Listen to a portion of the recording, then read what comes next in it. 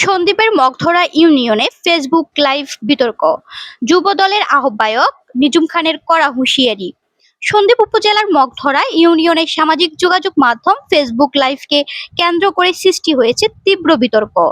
একে অপরের বিরুদ্ধে বাটপাড়ি, চুরি ও ডাকাতির অভিযোগ তুলে নিয়মিত লাইভ করার ঘটনায় ক্ষোভ প্রকাশ করেছেন উপজেলা যুব দলের আহ্বায়ক নিজুম খান।